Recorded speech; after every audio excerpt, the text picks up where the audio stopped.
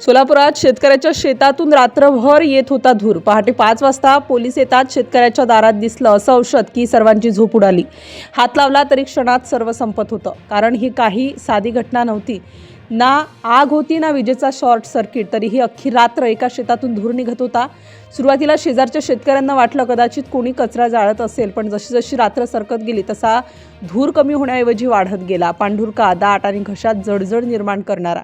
कुत्री भुंकू लागली। गावाकडच्या वस्तीतील काही लोक दारातून बाहेर डोकावले, मात्र कोणीही जवळ जायची हिंमत करत नव्हतं, कारण वासही विचित्र होता, ओळखीचा नव्हता। रात्री 2:30-3च्या सुमारास तर परिस्थिती आणखी गंभीर झाली।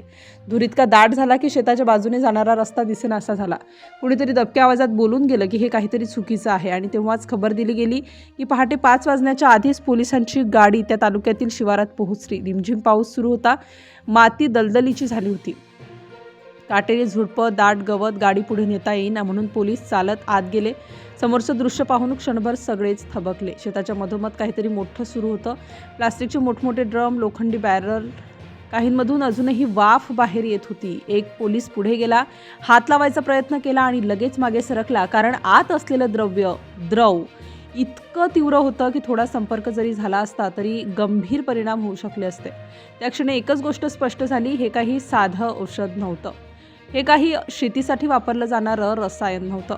पोलिसांनी तात्काळ परिसर सील केला, आजूबाजूला कोणीही येऊ नये म्हणून खबरदारी घेतली, कारण जर हे पाणी शेतात झिरपलं असतं तर संपूर्ण परिसरासाठी ते घातक ठरू शकत होतं।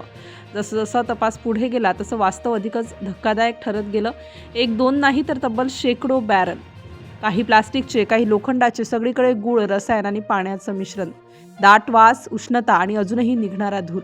त्या शिवारात नेमकं काय सुरू होतं याचं उत्तर मिळायला थोडा वेळ लागला, पण जेव्हा सत्य समोर आलं तेव्हा पोलिसांसह संपूर्ण जिल्हा हादरला, कारण हे शेत रात्रभर एका अवैध कारखान्यासारखं धगधगत होतं। इथे कोणतीही मशीन नव्हती, कुठलीही परवानगी नव्हती आणि कायद्याचा तर पत्ता नव्हता। तपासात स्पष्ट झालं की या शिवारात मोठ्या प्रमाणावर हातभट्टी दारू तयार केली जात होती, साधारण 40,000 लिटर इतकं द्रव, ज्याची किंमत 8.5 लाख रुपयांच्या आसपास।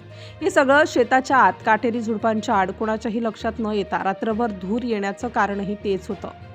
फर्मेंटेशन सुरू होतं, रसायन तापत होतं आणि त्यामुळे वाफ आणि धूर निघत होता। पोलिसांनी कोणताही धोका न घेता संपूर्ण साठा तिथेच नष्ट केला। बॅरल फोडण्यात आले, द्रव मातीमध्ये मिसळण्याआधी सुरक्षित पद्धतीने नष्ट करण्यात आला। हातभट्टीचे सर्व साहित्य उद्ध्वस्त करण्यात आले। ही कारवाई केवळ एका ठिकाणी नाही तर त्याच तालुक्यातील दुसऱ्या शिवारातही करण्यात आली। सलग 2 दिवस चाललेली ही कारवाई सोलापूर जिल्ह्यातील आतापर्यंतच्या मोठ्या हातभट्टी विरोधी कारवायांपैकी एक ठरली। या प्रकरणात 2 गुन्हे दाखल करण्यात आले आहेत। तपास सुरू आहे आणि पोलीस आता एकच इशारा देत आहेत, शेतात, माड रानावर किंवा कुठल्याही निर्जन ठिकाणी अशा प्रकारचा अवैध व्यवसाय आता चालणार नाही, कारण एका रात्रीचा धूर संपूर्ण तालुक्याची झोप उडवू शकतो आणि एक चूक अनेकांचा जीव घेऊ शकते।